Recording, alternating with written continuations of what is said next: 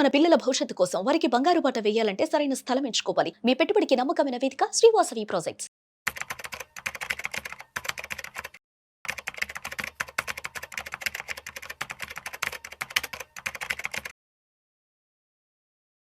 నమస్తే మాధురెడ్డి గారు. నమస్తే అండి.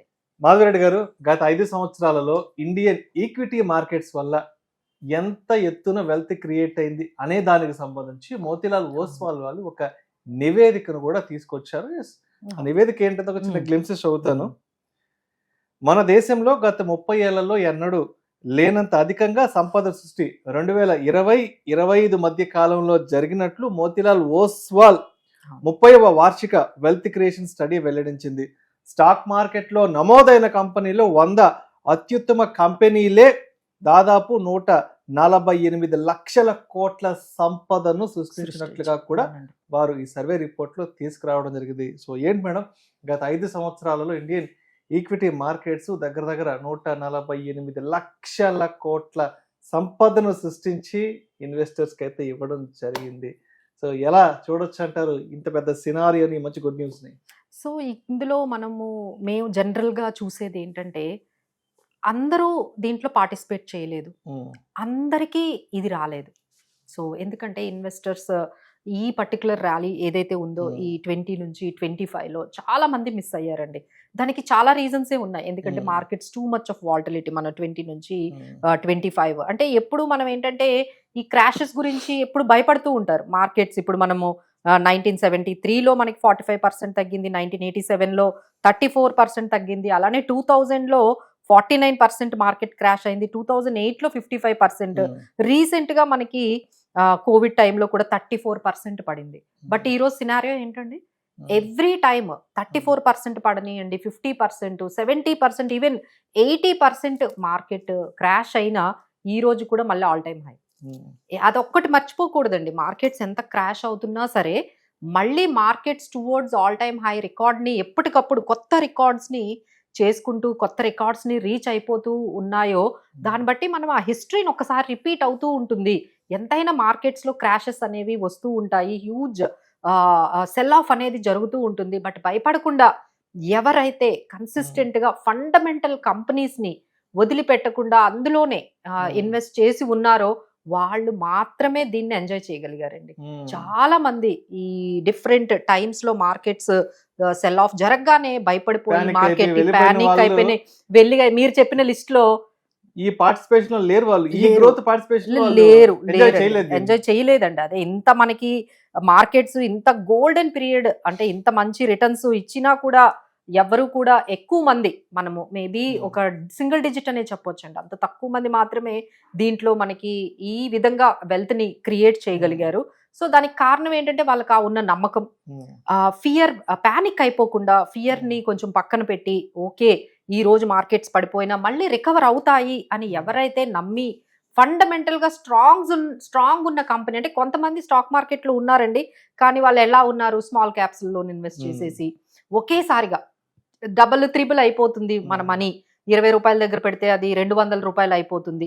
ఇలాంటి మైండ్ సెట్స్ తో ఉన్న వాళ్ళు కూడా వీళ్ళు చెప్పిన ఈ పర్టికులర్ ఏదైతే డేటా ఉందో వాళ్ళు చెప్తుంది ఏంటంటే టాప్ కంపెనీసే ఎక్కువగా వెల్త్ క్రియేట్ చేయగలిగాయి అని చెప్తున్నారు. అంటే ఎస్పెషల్లీ వీళ్ళు చెప్పిన లిస్ట్ ఏంటంటే హెచ్డిఎఫ్సి బ్యాంక్ కానీ, టీసీఎస్ కానీ, రిలయన్స్, అంటే మీరు గమనించండి అన్ని పెద్ద కంపెనీలు, బిఎస్సి కానీ, ఆ తర్వాత పర్సిస్టెంట్ సిస్టమ్స్ కానీ, ఇవన్నీ కూడా మనకి సిఏజిఆర్ దాదాపుగా 50-40%లే మనకి వచ్చాయి. బాగా మంచి రిటర్న్స్ మనకి వచ్చాయి అని వీళ్ళు డేటా అనేది మనకి చెప్తుంది.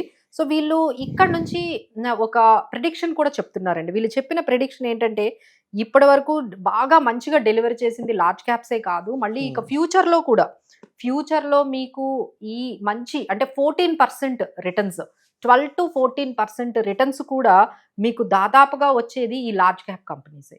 సో లార్జ్ క్యాప్ కంపెనీస్లో మన వాళ్ళు ఎక్కువగా పెట్టరండి, ఎందుకంటే మనం చూసాం కదా, either it is mutual funds schemes అయినా మనకి స్మాల్ క్యాప్స్ అంటే ఇష్టము, అలానే మిడ్ క్యాప్ స్కీమ్స్లో ఇష్టము, అలానే మిడ్ క్యాప్ కంపెనీస్లో పెట్టడం ఇష్టము. అంటే మనం ఏంటంటే మల్టిప్లయర్స్కి వెళ్తాం కానీ కన్సిస్టెంట్గా సిఏజిఆర్ అంటే మార్కెట్స్ క్రాష్ అయినా మళ్ళీ రికవర్ అయ్యే ఛాన్సెస్ లార్జ్ క్యాప్స్లో ఎక్కువగా ఉంటుందండి.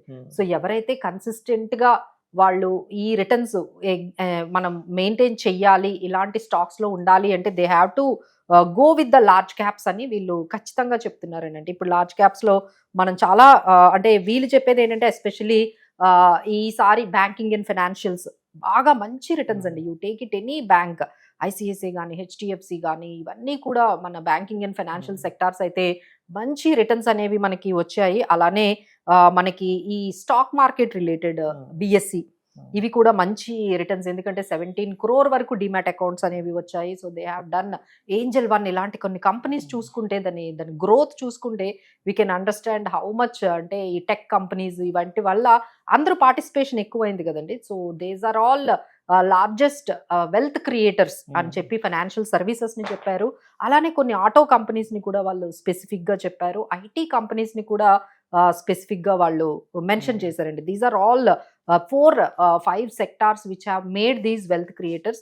సో వాళ్ళు దీని ఇచ్చిన అవుట్కమ్ ని మనం ఎలా చూడాలి, అవుట్కమ్ ని ఎలా చూడాలి అంటే మనం ఎవరైతే కన్సిస్టెంట్ గా పేషెంట్ గా మార్కెట్స్ ఒడిదుడుకుల్ని కూడా వాళ్ళు అధిగమిస్తూ ఓవర్కమ్ చేస్తూ ఎవరైతే ఫండమెంటల్ గా స్ట్రాంగ్ గా ఉన్న కంపెనీస్ ని వాళ్ళు ఎవరైతే హోల్డ్ చేసి పెట్టుకున్నారో irrespective of the market falls వాళ్ళు మాత్రమే క్రియేట్ చేయగలిగారండి. బట్ ఎవరైతే ఇలా షార్ట్ టర్మ్ గా వచ్చి వెళ్ళిపోయారు, ఇప్పుడు రీసెంట్ గా సెబీ కూడా మీరు గమనించారో లేదో ఒక డేటా అయితే తీసుకొచ్చిందండి.